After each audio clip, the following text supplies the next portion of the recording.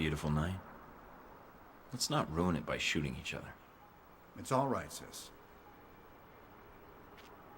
Hello, Mike. No trouble finding the place, I hope? No. I was curious why you wanted to talk in person. Telemarketing through the video screen seemed more your style. Sometimes. At the moment, I'd rather show a little more trust in each other. You spared Sis's life. For that, you have my thanks.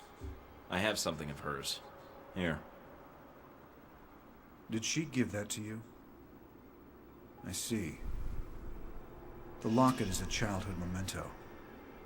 Perhaps those days are gone. Regardless, thank you for sparing her life.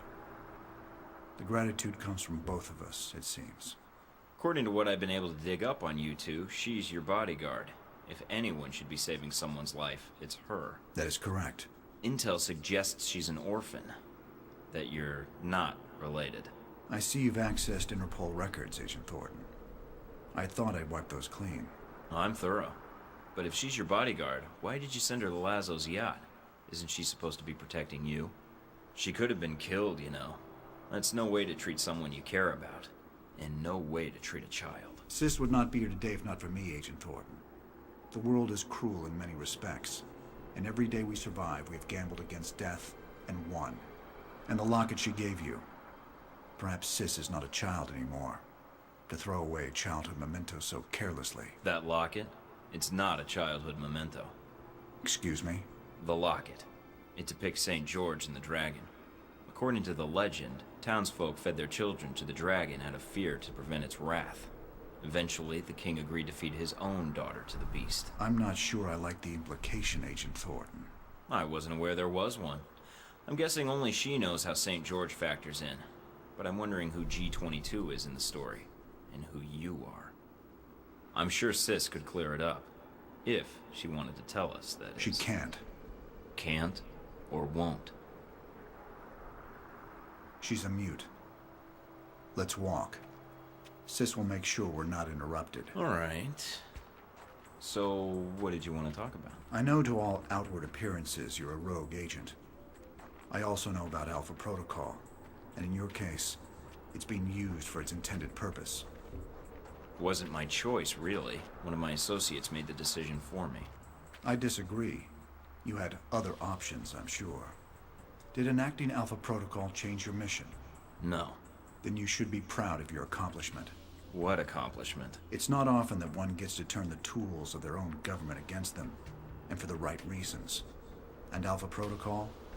It is a powerful tool. Between Halbeck and you, I'm beginning to feel like everyone knows about Alpha Protocol. It may seem that way.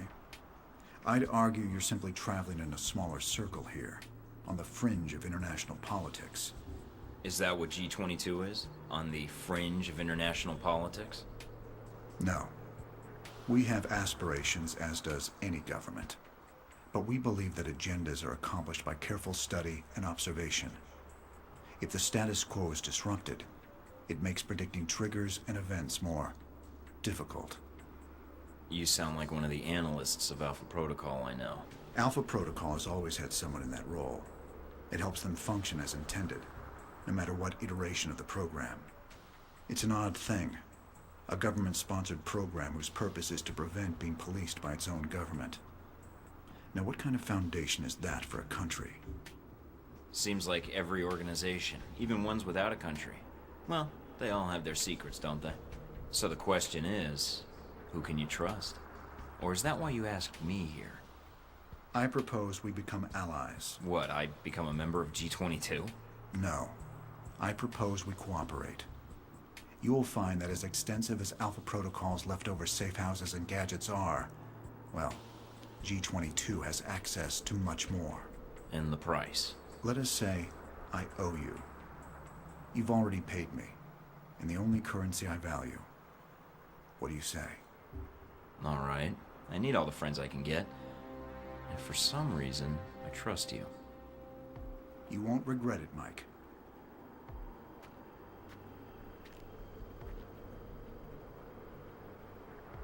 We're out of time, I'm afraid. Thank you for listening to me, Mike. I know you have a great deal of work ahead of you. Albatross, I need to know something. Yes. What? This business with Halbeck. I can still prevent it, right? There's a way to stop them. This isn't going to end well, is it? Mike. It never does.